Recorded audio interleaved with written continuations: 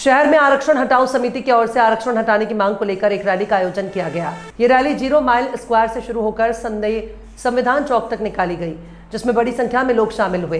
Rally के दौरान प्रदर्शनकारियों ने अपनी मांगों के समर्थन में नारेबाजी भी की। आंदोलनकारियों का कहना है कि उनका उद्देश्य केवल विरोध दर्ज करना नहीं, बल्कि वर्तमान आरक्षण व्यवस्था में सुधार की आवश्यकता पर व्यापक जनचर्चा शुरू करना है। समिति का दावा है कि आरक्षण नीति और उससे जुड़े सुधारों पर खुली और लोकतांत्रिक बहस होनी चाहिए, ताकि सभी पक्षों की राय सामने आ सके।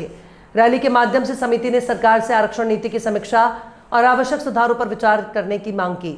वहीं इस मुद्दे को लेकर अलग अलग संगठनों और समाज के विभिन्न वर्गों की अलग अलग राय है। ऐसे में आंदोलन आरक्षण व्यवस्था पर एक नई सार्वजनिक बहस को जन्म दे सकता है। बोल सकते हैं कि आज युवा रोड पे उतरा है। ये मार्च निकालने के पीछे का उद्देश्य मैं आपको बता देता हूँ कि युवाओं को ये मार्च में ओबीसी जनरल कैटेगरी वालों तक ये बात पहुंचानी है, जिनके साथ कहीं ना कहीं जाति को देखकर अत्याचार होने वाला काम किया गया है। देखिए, कोई युवा कैपेबल है और वो ओपन कैटेगरी से आता है, और कोई युवा कम परसेंटेज लाने के बाद भी, उसकी योग्यता कम होने के बाद भी अगर वो अदर कैटेगरी से आता है जिसको आरक्षण संविधान में दिया गया है, तो उसे आप अच्छे पोस्ट पर बैठालते हो, उसे योग्य मानते हो, और जो युवा अपनी मेहनत के अनुसार योग्य है उसे अयोग्य साबित करते हो।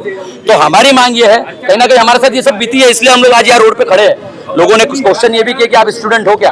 सर, हम एक समय में स्टूडेंट थे, आने वाली पीढ़ी हमारी स्टूडेंट है, और कई लोग हमारे भाई लोग पढ़ रहे हैं, उन्हें उनके साथ कहीं ना कहीं जातिगत अत्याचार हो रहा है। हमारा बोलना है, आप शिक्षा का उद्देश्य यही होता है कि शिक्षा स्कूल में दी जाती है युवाओं को कैपेबल करने के लिए, बच्चों को कैपेबल बनाने के लिए, उन्हें उस तरह योग्य बनाने के लिए। और जब शिक्षा प्राप्त करके एक बच्चा योग्य बनता है और योग्य बनने के बाद वो कोई अच्छी पोस्ट पे बैठता है, तो हमारा देश भी उस तरीके से योग्य में साबित होता है, हमारा देश भी मजबूत बनता है। आप अगर कैपेबल बच्चों को ऊपर नहीं बैठा लोगे, अच्छी पोस्ट पे नहीं बैठा लोगे, और आरक्षण बेस पे आप अगर ऐसा जाति भेदभाव कर उन लोगों को कम मार्क्स लाने वालों को या कम परसेंटेज लाने वालों को आप किसी पोस्ट पे बैठालते हो, और वहां पे ये दिखता है कि देश ही कमजोर पड़ रहा है। आज कई जगह पे ये मुद्दे आज से नहीं, कई सालों से उठते आ रहे। बस एक चिंगारी अब लगी है, जिसे हम मार्च के द्वारा लोगों को जोड़ने का काम कर रहे हैं। आने वाली 16 अगस्त की तारीख हमारे ये नेशनल पेज पे डिक्लेयर हुई है, जो पूरे भारत देश में धरना प्रदर्शन किया जाएगा। आज इसी मार्च का उद्देश्य है कि 16 तारीख के लिए युवा यहाँ से जुड़े, और आने वाले 16 तारीख से हम आप सभी को माहिती देंगे, और 16 तारीख से धरना प्रदर्शन करेंगे। संसद में अगर हमारी मांग अगर उठती है और कोई निष्पक्ष रीजन निकलता है, तो हम ये चीज को कहीं ना कहीं बायकॉट करेंगे या रुकेंगे। और सर जी, भारत नमस्कार, मी प्रियंका सरोदे। इथे आपण RHM मध्ये जोडलेला आहे सगळे, आणि आम्ही भव्य रॅली काढलेली आहे आज, जनजागरण रॅली। ही आमची म्हणजे यासाठी आहे की रिझर्वेशन हटवणे म्हणजे रिफॉर्म करा, बदलाव करा। यामध्ये आम्हाला बदलाव पाहिजे आहेत की जे खरंच आर्थिक स्थिती ज्यांची बेकार आहे त्यांना सपोर्ट मिळला पाहिजे, आणि जे दिव्यांग आहेत त्यांच्यासाठी आहे।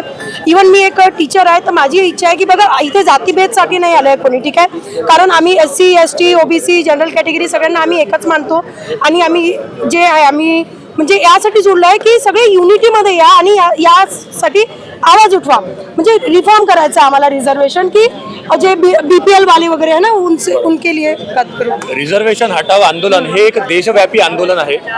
तुम्ही बघितलं असेल तर त्याला सोशल मीडियावरती भरपूरसा सपोर्ट मिळालेला आहे। देशभरात अनेकशा असे घटना आहेत, अनेकशा पिढ्या आहेत ज्या त्यांना सपोर्ट करतात आहे।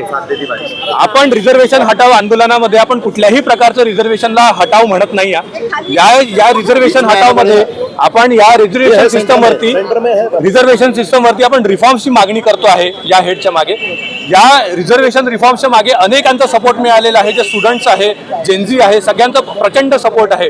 रिझर्वेशन हटाव आंदोलन याच्या मागे ज्या रिफॉर्म्स आपण मागतो आहे, त्या रिफॉर्म्सची मागणी आमची जी आहे ती सरकारपर्यंत, केंद्र सरकारपर्यंत पोहोचायला हवी।